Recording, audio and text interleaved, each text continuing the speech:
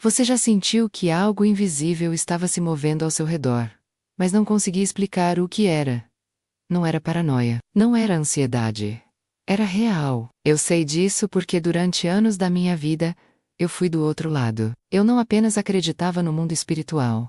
Eu operava dentro dele. Eu conhecia os rituais, os pactos, as hierarquias. Eu sabia como o sistema das trevas funciona por dentro. E é exatamente por isso que hoje eu preciso te dizer o que nenhum vídeo comum vai te contar. Existe algo acontecendo agora, neste exato momento, no mundo espiritual invisível ao seu redor. E se você está passando por uma fase onde tudo parece desmoronar ao mesmo tempo, onde pessoas estão se afastando sem explicação, onde você sente uma inquietação estranha no peito, que não passa nem com oração, nem com distração, nem com sono, eu preciso que você ouça o que eu vou dizer com toda a atenção que você conseguir reunir agora.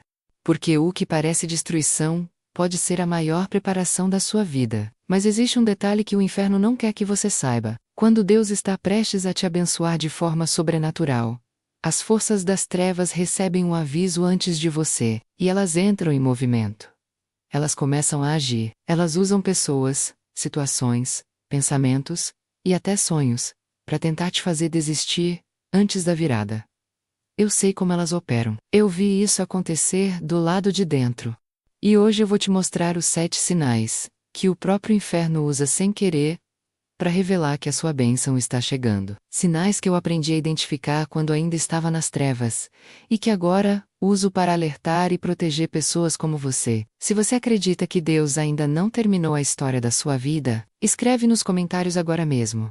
Eu creio no poder da oração. Porque esse comentário vai ser a sua declaração de que você está pronto para receber o que vem a seguir. Fica até o final. O que vem nos próximos minutos pode mudar completamente a forma como você enxerga tudo o que está vivendo agora. Antes de eu te mostrar os 7 sinais, você precisa entender quem está falando com você. Não porque eu queira atenção, mas porque a fonte de uma informação determina o peso que ela carrega. Eu não aprendi sobre o mundo espiritual lendo livros. Eu não tive uma visão mística numa noite de oração. Eu vivi dentro do sistema das trevas por mais de 12 anos. Fui iniciada ainda na adolescência, por uma mulher da minha própria família que eu admirava e confiava. Ela me disse que estava me ensinando a me proteger, que estava me dando poder, que o mundo espiritual era uma ferramenta, e que as pessoas que sabiam usá-la tinham vantagem sobre as que não sabiam. Eu acreditei. Era jovem, estava buscando identidade, e aquilo parecia a resposta para tudo. Com o tempo fui avançando dentro desse sistema, aprendi a trabalhar com entidades. Aprendi sobre hierarquias espirituais, sobre territórios, sobre como forças invisíveis influenciam decisões humanas. Aprendi como se abre e como se fecha portas no mundo espiritual. Fiz coisas que até hoje custo a colocar em palavras, não por vergonha apenas, mas porque certas descrições carregam peso. E eu aprendi que existem coisas que não devem ser nomeadas em vão. O que eu posso te dizer é o seguinte: dentro daquele sistema, existia um conhecimento que ninguém de fora tinha acesso.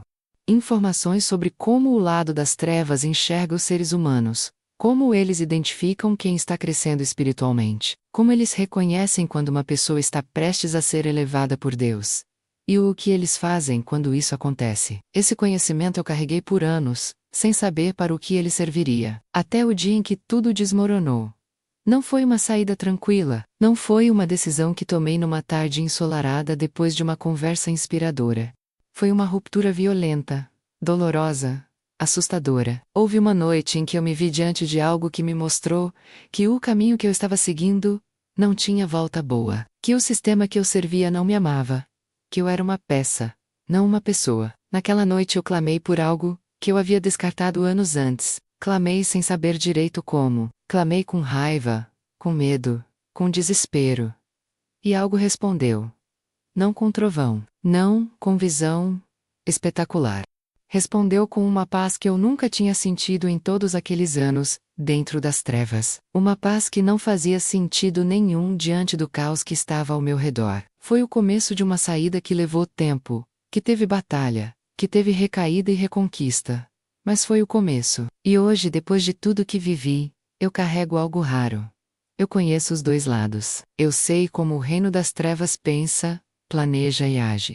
E eu sei o que o poder de Deus é capaz de fazer, quando uma vida se rende completamente a Ele. O que eu vou te ensinar hoje não é teoria religiosa. É inteligência espiritual obtida da forma mais dura possível. São informações que o inimigo usa como vantagem contra quem não as conhece, e que a partir de hoje, vão trabalhar a seu favor. Porque conhecer a estratégia do adversário é a diferença entre ser surpreendido por ele e estar preparado para cada movimento que ele faz.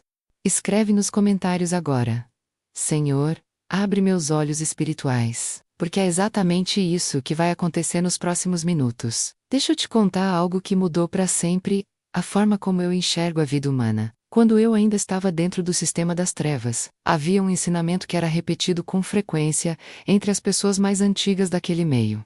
Um ensinamento que eu ouvi tantas vezes que acabei naturalizando, sem perceber o quanto ele revelava sobre a dinâmica do mundo invisível. O ensinamento era este: nunca desperdice energia atacando alguém que está parado. Eu levei um tempo para entender o que isso significava na prática. Mas com o tempo fui percebendo, dentro da lógica das trevas, uma pessoa estagnada, sem propósito, sem crescimento espiritual, sem conexão com Deus, essa pessoa não representa ameaça.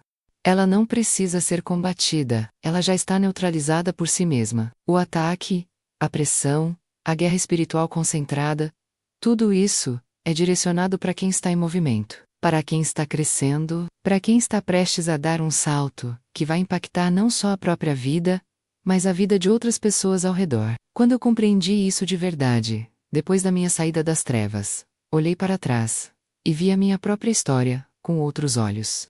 E então comecei a observar a vida de outras pessoas com essa mesma lente. E o padrão se repetia com uma consistência que me deixava sem fôlego. As pessoas que mais sofriam ataques invisíveis eram exatamente as que estavam mais perto de uma virada sobrenatural.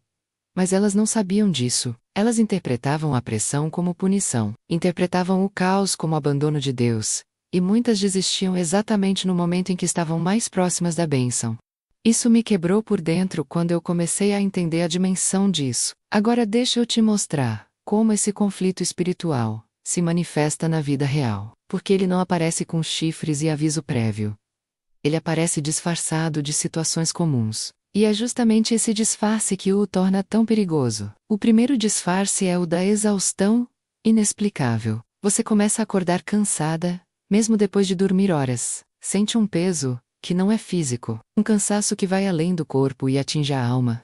As coisas que antes te animavam começam a parecer sem sentido. A oração que antes fluía começa a parecer um esforço enorme. Eu vi isso acontecer com pessoas que estavam prestes a ser completamente restauradas por Deus. A exaustão era uma estratégia para fazer com que elas parassem de orar, exatamente quando a oração estava mais perto de ser respondida. O segundo disfarce é o da confusão mental súbita. Você estava com clareza sobre o seu caminho, sobre suas decisões, sobre o que Deus estava falando para sua vida, e de repente tudo vira névoa. Você começa a questionar tudo. Será que eu entendi errado? Será que não é isso? Será que eu me iludi? Essa confusão não vem da sua mente. Ela é plantada. Eu sei como esse plantio funciona, porque eu vi ser feito. É uma interferência direcionada para desestabilizar a certeza espiritual de quem está prestes a avançar. O terceiro disfarce é o das relações que entram em colapso ao mesmo tempo. De repente, sem uma razão clara, pessoas importantes começam a se afastar. Amizades antigas esfriam, familiares ficam estranhos, relacionamentos que pareciam sólidos começam a rachar. E você se vê sozinha, num momento em que precisava de apoio. Isso não é coincidência. É isolamento estratégico. As trevas sabem que comunidade fortalece. Então tentam te deixar só antes da virada, esperando que o isolamento te faça desistir. O quarto disfarce é o dos sonhos perturbadores, pesadelos que parecem reais demais. Sonhos onde você está sendo perseguida, presa, sufocada, perdendo tudo. Acorda com o coração acelerado e uma sensação de angústia que demora horas para passar. Esses sonhos têm um objetivo claro: contaminar o seu subconsciente com derrota antes que a vitória se manifeste no mundo real. É uma batalha travada enquanto você dorme, exatamente porque é quando sua guarda está mais baixa. O quinto disfarce é o das circunstâncias que desmoronam em sequência. uma coisa atrás da outra. Problema financeiro. Depois problema de saúde. Depois problema familiar. Depois problema no trabalho. Tudo ao mesmo tempo. Como se o universo tivesse conspirado contra você. Eu preciso te dizer algo sobre isso. Com toda a clareza que eu tenho. Quando os problemas chegam em série dessa forma, não é o universo contra você. É uma tentativa desesperada de te fazer olhar para os problemas e tirar os olhos de Deus, porque quem tem os olhos em Deus no meio da tormenta é exatamente quem atravessa para o outro lado.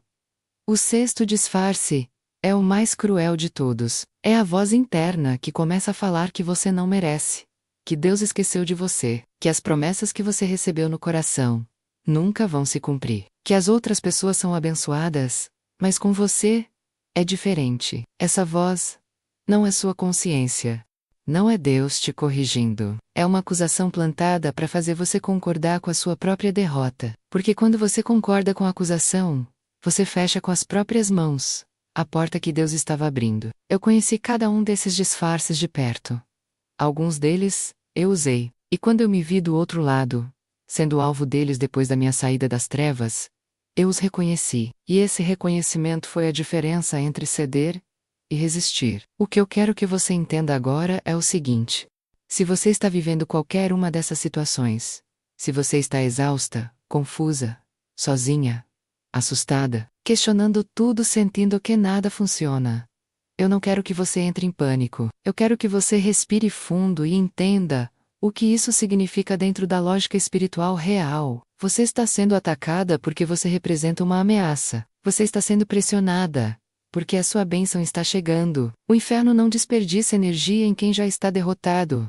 Se você está sob pressão intensa, é porque existe algo de extraordinário sendo preparado para a sua vida. E nos próximos capítulos, eu vou te mostrar os 7 sinais específicos que o próprio inimigo usa sem querer para revelar que a sua hora está chegando. Sinais que eu aprendi a identificar do lado de dentro das trevas, e que agora vão te dar uma vantagem que você nunca teve antes. Escreve nos comentários agora: Senhor, abre meus olhos espirituais. Porque a partir daqui o que eu vou revelar vai mudar completamente a forma como você interpreta tudo o que está acontecendo na sua vida. Preciso te contar sobre uma noite que eu nunca esqueci. Fazia cerca de 8 anos que eu estava dentro do sistema das trevas. Eu já havia subido dentro daquela hierarquia o suficiente para ter acesso a reuniões que a maioria das pessoas nem sabe que existem. Não eram rituais comuns. Eram encontros onde as estratégias eram discutidas com uma precisão que eu só consigo comparar a uma sala de guerra militar. Havia mapas, havia nomes, havia territórios demarcados, havia alvos identificados. Naquela noite específica, eu estava presente numa dessas reuniões quando algo aconteceu que mudou para sempre a forma como eu enxergava o que eu estava fazendo. Um dos nomes que foi colocado sobre a mesa era de uma mulher que eu conhecia superficialmente. Não era amiga minha, mas eu a conhecia de vista. Uma mulher simples, sem destaque aparente, que vivia uma vida comum, numa cidade comum. Não tinha fama, não tinha dinheiro, não tinha influência visível. Eu me lembro de pensar: por que esse nome aqui? E então, eu ouvi a explicação. E aquela explicação me perseguiu por anos, até o dia em que eu finalmente entendi o peso real do que havia sido dito naquela sala. A explicação era esta: aquela mulher havia entrado numa frequência de oração que estava abrindo algo no mundo espiritual. Não era uma oração elaborada. Não era um jejum de 40 dias. Não era nada extraordinário do ponto de vista humano. Era uma oração simples, consistente, feita com uma fé que não dependia de resposta imediata para continuar existindo. E essa oração estava criando uma abertura. Uma brecha no espiritual que, se não fosse fechada, resultaria numa manifestação de bênção tão grande que impactaria não só a vida dela, mas a vida de pessoas ao redor dela. E ao redor dessas pessoas, em ondas que se expandiam de formas que eu mal conseguia acompanhar na descrição. Eu me lembro do silêncio que caiu naquela sala depois dessa explicação, e me lembro de uma coisa que foi dita em seguida, com uma frieza que me deu arrepio, mesmo sendo quem eu era naquele momento. Foi dito que o momento mais crítico, o momento que exigia ação imediata e concentrada, não era quando a pessoa ainda estava longe da bênção. era quando ela estava prestes a receber. Porque reverter uma bênção no começo do processo é fácil. Basta plantar dúvida, criar distância de Deus, introduzir distração. Mas quando a pessoa já atravessou os processos de purificação, já resistiu ao isolamento, já sobreviveu à pressão, já está com a fé forjada pelo fogo. Nesse ponto, a única arma que resta é fazer com que ela desista no último metro. No último metro, aquela frase entrou dentro de mim como uma faca, porque eu havia visto isso acontecer. Havia visto pessoas que estavam claramente numa trajetória de transformação sobrenatural, simplesmente pararem.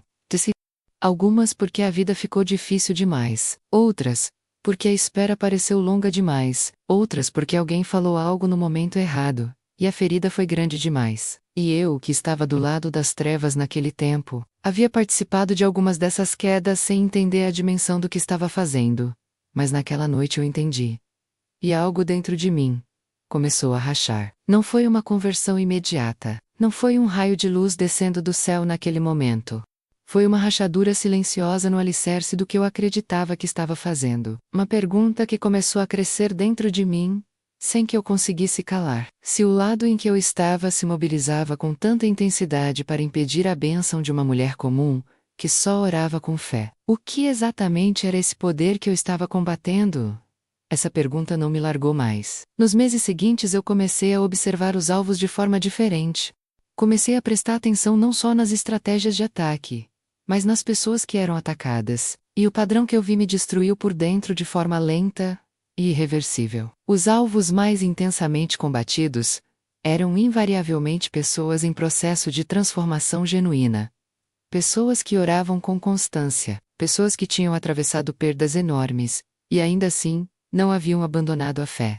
Pessoas que viviam de forma simples, mas carregavam uma luz interna que eu, mesmo com todo o meu treinamento nas trevas, não conseguia explicar tecnicamente.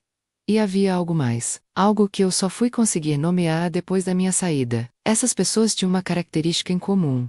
Elas estavam sofrendo, estavam todas, sem exceção, passando por alguma forma de pressão intensa, no momento em que eram identificadas como alvos prioritários. Algumas estavam com a saúde abalada, outras com a situação financeira destruída, outras com relacionamentos em frangalhos, outras simplesmente mergulhadas numa solidão que parecia não ter fundo. E o ataque não era para destruí-las.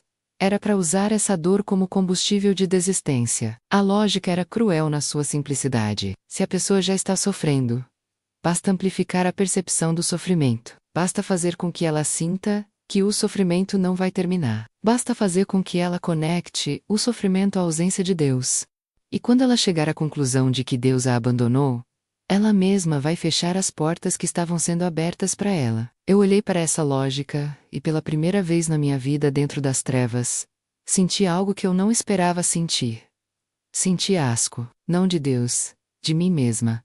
Do que eu havia me tornado, do que eu havia ajudado a fazer.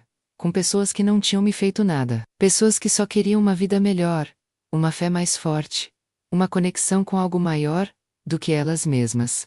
E foi nesse momento, não numa noite de ritual, não numa crise dramática, mas nesse momento silencioso de asco de mim mesma, que a rachadura que havia começado meses antes, finalmente chegou ao ponto de ruptura. Eu saí daquela reunião e não voltei mais. O que veio depois foi a parte mais difícil da minha vida. Saída do sistema das trevas não é como cancelar uma assinatura. Há consequências, a perseguição espiritual. Há momentos em que você questiona se tomou a decisão certa, porque tudo parece piorar antes de melhorar. Mas eu precisava compartilhar tudo isso com você, por uma razão muito específica. Porque agora eu vou te revelar os 7 sinais. Os sinais que eu aprendi a identificar do lado de dentro, e que o inimigo usa sem perceber, para entregar o segredo de que a sua bênção está chegando. O primeiro sinal é o ataque à sua identidade. Quando o inferno começa a bombardear sua mente com pensamentos de que você não é suficiente, que você nunca vai mudar, que seu passado define seu futuro, isso não é sua consciência falando. É o reconhecimento das trevas de que Deus está prestes a revelar quem você realmente é. O ataque à identidade sempre precede a revelação do propósito. O segundo sinal é a intensificação súbita dos problemas. Quando tudo parece desmoronar ao mesmo tempo, quando os problemas chegam em avalanche, É porque a pressão foi aumentada intencionalmente. As trevas sabem que bênção está próxima e tentam criar um ambiente de desespero que faça você desistir de orar. Problemas em série não são sinal de abandono divino, são sinal de proximidade da virada. O terceiro sinal é o afastamento de pessoas. Quando relacionamentos importantes começam a rachar sem razão aparente, quando você se vê cada vez mais isolada, é porque Deus está limpando o terreno ao redor da sua vida, para que a bênção que vem não seja contaminada, roubada ou desviada por pessoas que não fazem parte do próximo capítulo da sua história. O quarto sinal é a guerra nos sonhos. Pesadelos frequentes, sonhos de perseguição, de perda, de fracasso. Quando a batalha invade o sono, é porque ela perdeu força no campo da vigília. Você resistiu acordada. Então a tentativa de derrubada migra para o inconsciente. Sonhos perturbadores em sequência são frequentemente sinal de que sua fé está vencendo durante o dia. O quinto sinal é a seca espiritual. Aquela sensação de que suas orações não chegam a lugar nenhum, de que o céu está fechado, de que Deus está em silêncio. Dentro da lógica das trevas, esse silêncio percebido é uma das ferramentas mais poderosas, porque ataca a motivação de continuar orando. Mas o silêncio de Deus não é ausência, é concentração. Ele está trabalhando em dimensões que você ainda não consegue ver, e o silêncio é o som dessa obra invisível sendo construída. O sexto sinal é a tentação de voltar atrás. De repente, o passado começa a parecer melhor do que é. Pessoas que te fizeram mal parecem mais atraentes. Hábitos que você havia deixado para trás começam a parecer inofensivos. Lugares e situações que você havia se separado começam a chamar de volta. Essa atração pelo passado é uma estratégia de retrocesso, porque se você voltar agora, você perde o terreno conquistado, e a bênção que estava prestes a se manifestar precisa ser reposicionada para um tempo futuro. O sétimo sinal é o mais poderoso de todos, e também o mais mal interpretado. É a paz inexplicável que começa a aparecer no meio do caos. Uma calma que não faz sentido diante das circunstâncias. Uma certeza interior que não tem base lógica aparente. Quando essa paz chega, as trevas entram em pânico, porque essa paz é a assinatura de Deus. É Ele mesmo descendo ao campo de batalha da sua vida, para te dizer que já está cuidando do desfecho. Quando a paz que excede o entendimento aparece no meio da tormenta, é o sinal mais claro de todos, de que a bênção não está vindo. Ela já chegou no espiritual, e está em processo de manifestação no natural. Eu aprendi esses 7 sinais do lado errado. Aprendi como armas. E agora, os estou entregando para você como escudo. Porque o que o inimigo usa para te derrubar, Deus pode usar para te revelar que você está mais perto do que imagina. Eu preciso te contar como foi o dia em que eu finalmente me vi livre. Não foi um dia bonito. Não tinha sol dourado entrando pela janela, nem música suave ao fundo. Era uma madrugada fria. Eu estava sozinha num quarto que parecia menor do que nunca. E eu havia chegado ao ponto que muitos de vocês talvez conheçam bem. Aquele ponto onde você não tem mais força para lutar, mas também não tem mais vontade de continuar do jeito que está. Um limiar entre dois mundos, onde você percebe que uma escolha precisa ser feita, e que não existe mais meio termo. Depois de meses carregando a rachadura que havia começado naquela reunião, depois de semanas tentando me convencer de que eu podia simplesmente ignorar o que havia visto e sentido, depois de dias inteiros travada numa paralisia que não era física, mas era real demais, eu finalmente parei de lutar contra o inevitável. E eu falei, não com eloquência, não com as palavras certas. Falei como alguém que está afogando e lança a mão para qualquer coisa que possa segurar. Eu disse: se você é real, me mostra, porque eu não tenho mais nada. O que aconteceu em seguida eu vou tentar descrever. Mas preciso que você entenda que existem experiências que a linguagem humana não foi construída para conter completamente. Não houve visão espetacular. Não houve voz audível descendo dos céus. O que houve foi uma presença que preencheu aquele quarto de uma forma que eu nunca havia sentido em todos os anos, dentro das trevas. E eu havia sentido muitas presenças ao longo daquele tempo, mas nenhuma como aquela. A diferença era esta: todas as presenças que eu havia encontrado nas trevas exigiam algo de mim. Todas tinham um custo, uma condição, uma demanda. Essa presença não exigiu nada, ela simplesmente estava ali. E no meio daquela presença, eu senti pela primeira vez na vida adulta o que era ser vista sem ser julgada, conhecida sem ser usada, amada sem condição atrelada. Eu desmoronei. Não de medo, de alívio. Foi como se um peso que eu havia carregado tanto tempo que nem percebia mais, o quanto ele pesava, tivesse sido retirado dos meus ombros num único momento. E eu chorei por horas, naquela madrugada sem conseguir parar, sem querer parar, porque cada lágrima parecia estar lavando algo que havia ficado acumulado por anos dentro de mim. Mas preciso ser honesta com você sobre o que veio depois, porque se eu pintar a transformação como algo instantâneo e sem custo, eu vou estar te mentindo. E você merece a verdade completa. A libertação daquela noite foi real. A presença que eu senti foi real. A decisão que eu tomei foi real e definitiva. Mas o processo de reconstrução que se seguiu foi longo, doloroso e cheio de momentos em que eu quis recuar. Houve ataques espirituais intensos nas semanas seguintes. Houve noites em que o medo era tão físico que eu conseguia quase toquelô no ar do quarto. Houve vozes internas que tentavam me convencer de que eu havia cometido o maior erro da minha vida, que eu havia abandonado o poder por fraqueza, que eu nunca seria aceita do lado da luz, depois de tudo que eu havia feito, do lado das trevas.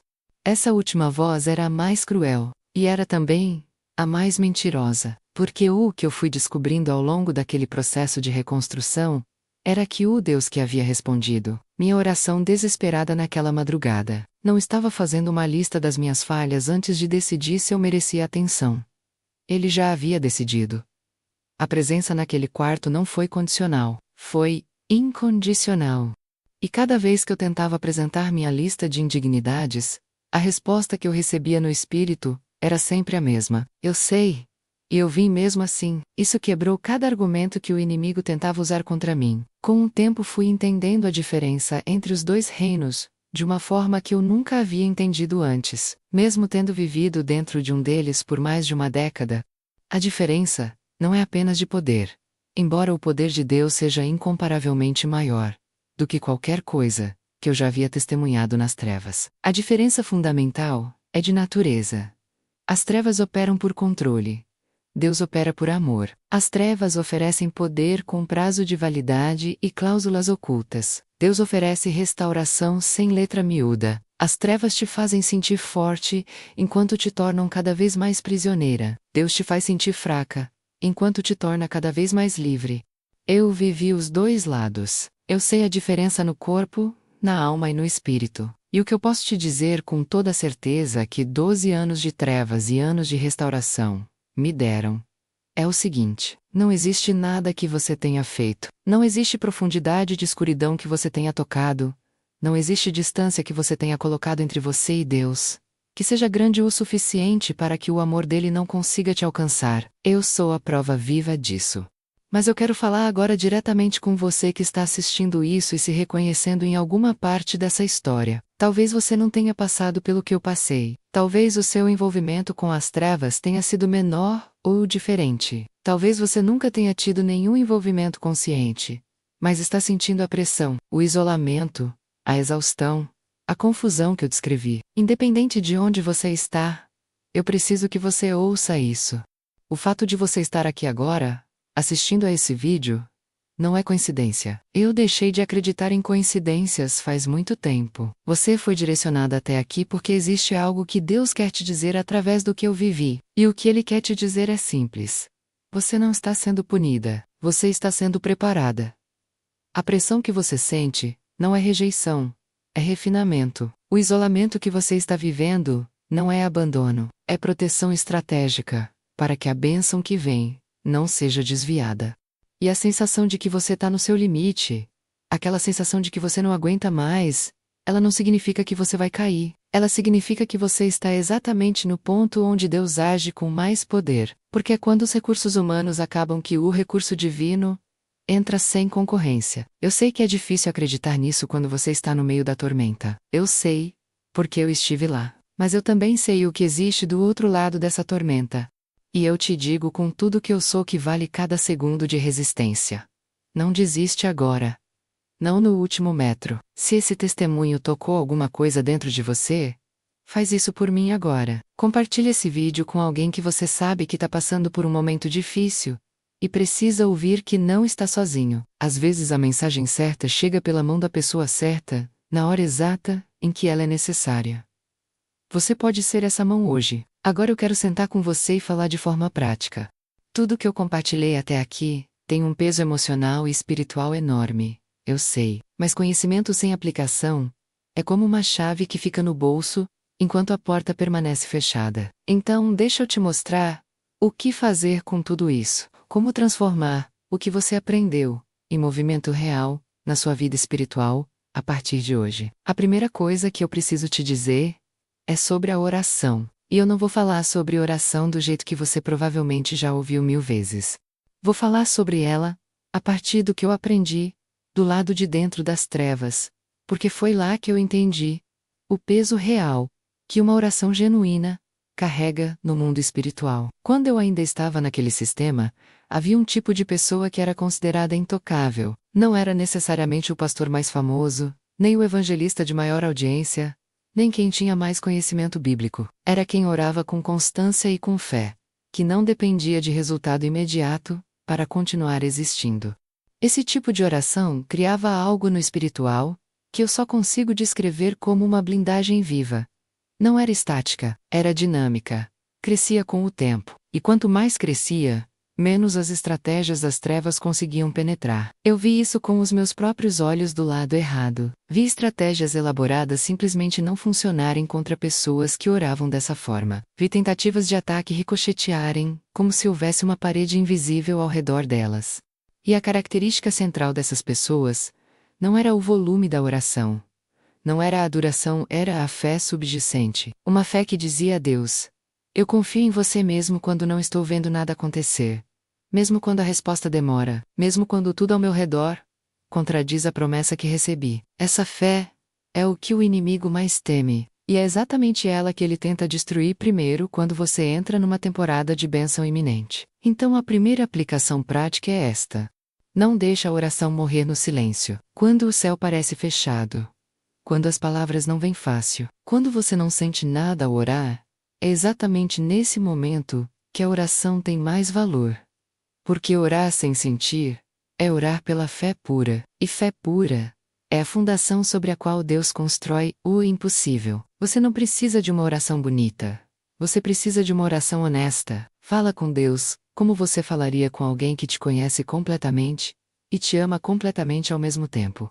Porque é exatamente isso que ele é. A segunda aplicação é sobre o que eu chamo de limpeza de ambiente espiritual. E isso tem 2 níveis: o nível externo e o nível interno. No nível externo, presta atenção no que você está consumindo. Não estou falando só de entretenimento, embora isso importe. Estou falando das conversas que você está tendo, das vozes que você está permitindo falar na sua vida, das pessoas cujas opiniões você está deixando determinar o que você acredita ser possível para você. Eu aprendi nas trevas que o ambiente ao redor de uma pessoa pode ser manipulado para criar uma atmosfera de derrota, antes que qualquer ataque direto seja necessário. Basta cercar a pessoa de vozes que reforçam limitação, fracasso e impossibilidade. Com o tempo ela internaliza essas vozes como verdades e passa a se atacar sozinha. Faz um inventário honesto agora. Quem são as vozes mais frequentes na sua vida? Elas te apontam para cima ou para baixo? Elas falam de possibilidade ou de limitação? Elas te aproximam de Deus ou te afastam? Você não precisa ser cruel com ninguém, mas você precisa ser estratégica com sua atenção. Porque a atenção é combustível espiritual, e você não pode desperdiçar esse combustível em fontes que drenam, em vez de abastecer. No nível interno, a limpeza é sobre o que você está concordando dentro de si mesma. Cada pensamento com o qual você concorda se torna uma crença. Cada crença se torna um filtro pelo qual você enxerga a realidade. E se os seus filtros estão contaminados com derrota, com indignidade, com descrença, eles vão distorcer até mesmo as evidências do cuidado de Deus na sua vida. A prática aqui é simples, mas exige disciplina. Quando um pensamento de derrota chega, não o deixa pousar e construir ninho. Questiona a origem dele. Pergunta: isso é verdade? Ou é uma acusação? Isso vem de Deus? Ou vem de um lugar que quer me ver parada? E então substitui ativamente com o que você sabe que é verdade. Não necessariamente o que você está sentindo naquele momento, mas o que você sabe pela fé. A terceira aplicação é sobre o que eu chamo de reconhecimento de padrões divinos. Eu mencionei antes que aprendi a identificar os 7 sinais do lado das trevas. Mas existe um exercício que vai te ajudar a desenvolver esse mesmo reconhecimento de padrões no seu próprio caminhar com Deus. Pega um caderno, pode ser qualquer um, e começa a registrar os momentos em que você sentiu a presença de Deus de forma inegável na sua vida. Os momentos em que uma porta abriu de forma inexplicável, em que a pessoa certa apareceu na hora certa, em que você foi protegida de algo sem nem saber, em que a paz chegou no momento em que logicamente não deveria estar lá. Esses registros fazem algo poderoso. Eles constroem uma memória espiritual. E quando você está numa temporada difícil, quando a dúvida fala mais alto, quando o silêncio parece interminável, você pode voltar a essa memória e encontrar lá a evidência concreta de que Deus esteve presente antes. E se Ele esteve presente antes, Ele está presente agora. A fé não é cega, ela tem memória. E uma fé com memória é muito mais difícil de derrubar do que uma fé que começa do zero a cada crise.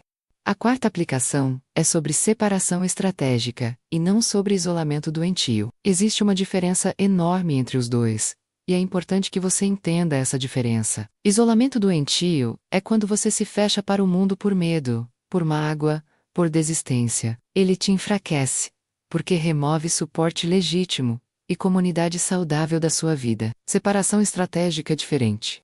E quando voca, com discernimento e sem drama, começa a colocar distância entre você e o que não pertence ao próximo capítulo da sua história. É um processo guiado pelo espírito, não pela emoção. Você não sai destruindo relacionamentos, nem queimando pontes. Você simplesmente para de forçar conexões que Deus claramente está deixando esfriar. Para de correr atrás de validação de quem não foi designado para caminhar com você nessa nova temporada. Isso exige maturidade espiritual.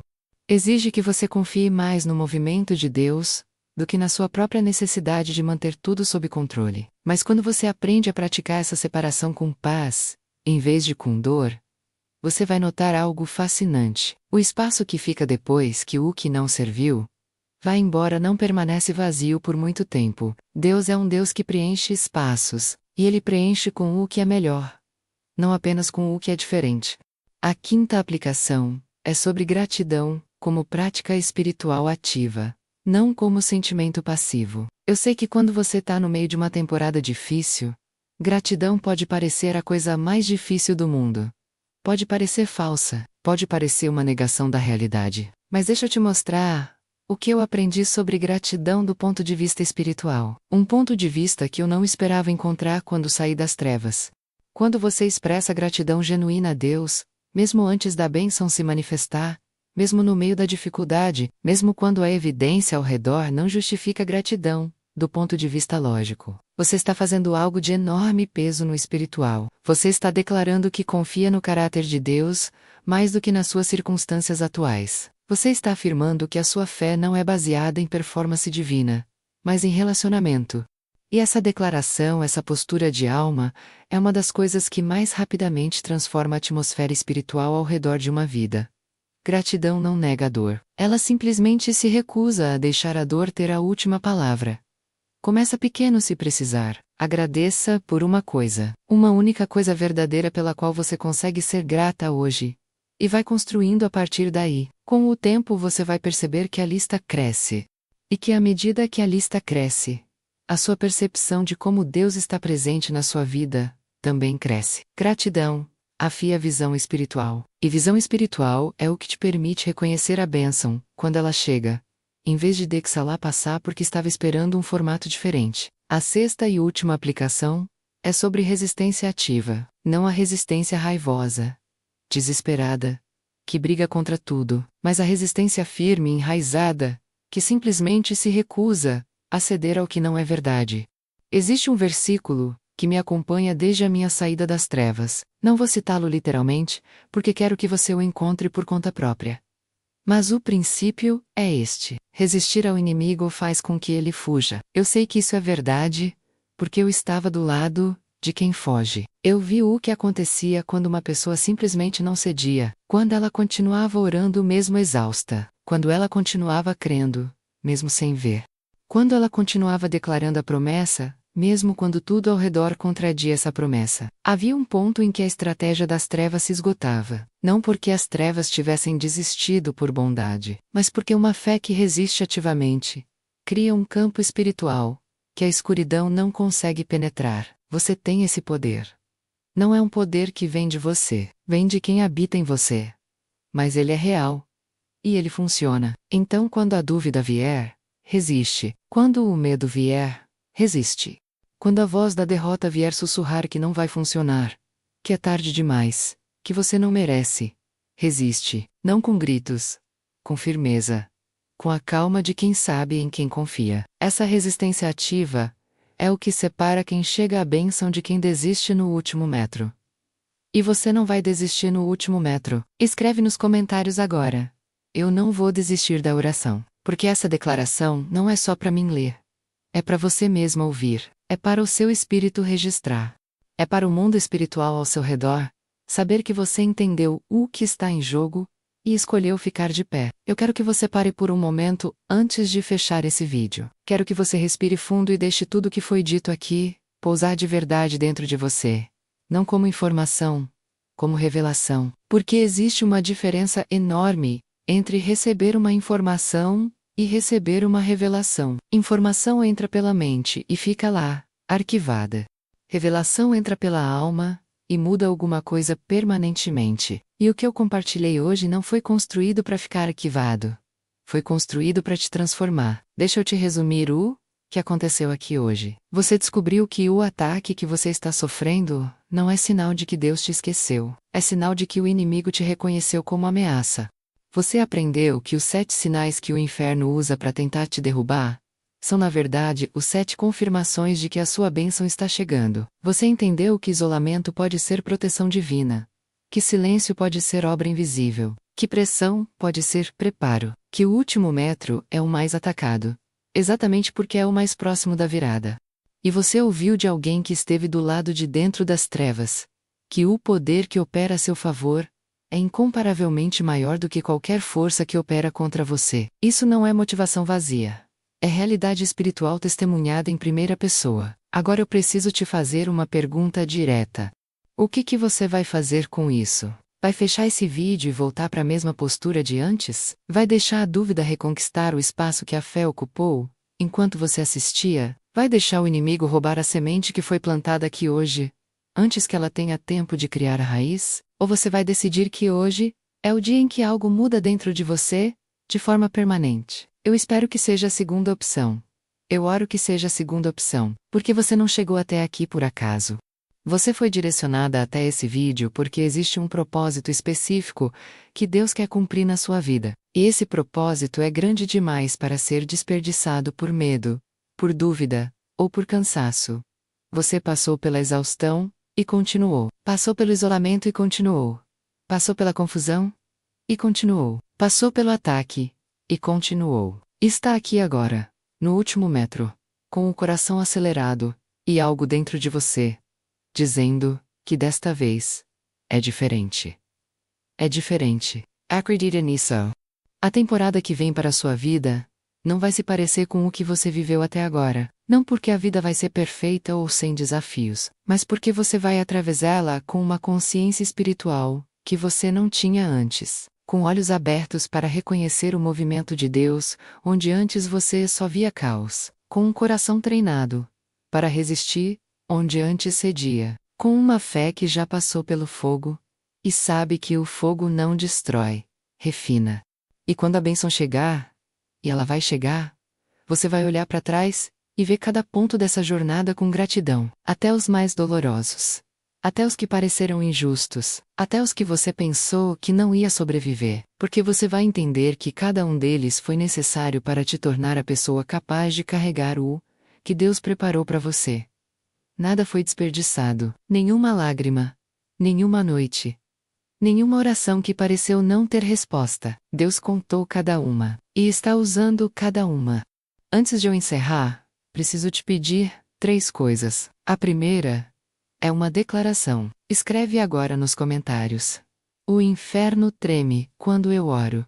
não porque é uma frase bonita, mas porque é verdade. E quando você declara a verdade em voz alta, mesmo que seja nos comentários de um vídeo, você está exercendo uma autoridade espiritual que é completamente sua. Use essa autoridade. A segunda é um gesto de amor. Compartilhe esse vídeo agora com alguém que você sabe que está lutando.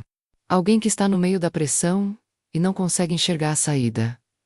Alguém que está cansado de esperar e pensando em desistir. Você pode não saber as palavras certas para dizer a essa pessoa, mas esse vídeo pode ser exatamente o que ela precisa ouvir hoje. Não subestime o poder de um compartilhamento feito com intenção. Às vezes Deus usa um gesto simples para salvar uma vida inteira. A terceira é um compromisso com você mesma. Se inscreve no canal e deixa o like para que esse conteúdo chegue a mais pessoas que precisam dessa mensagem. Mas mais do que isso, compromete agora com a sua própria jornada espiritual. Compromete com a oração, mesmo quando não sentir vontade. Compromete com a fé mesmo quando não vê evidência. Compromete com a resistência mesmo quando estiver no último metro. Porque você é exatamente o tipo de pessoa que Deus usa para mudar histórias. A sua própria primeiro. E depois, a de todos ao seu redor. Eu fui uma mulher que operou nas trevas por mais de uma década.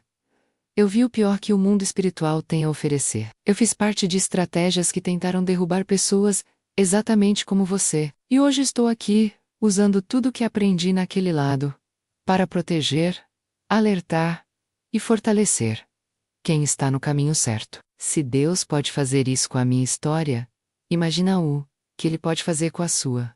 A sua hora está chegando. Os sinais estão ao seu redor. A preparação está completa. E a bênção que foi declarada sobre a sua vida não pode ser roubada, revertida ou destruída por nenhuma força nas trevas. Levanta a cabeça, firma os pés, abre as mãos e recebe o que sempre foi seu.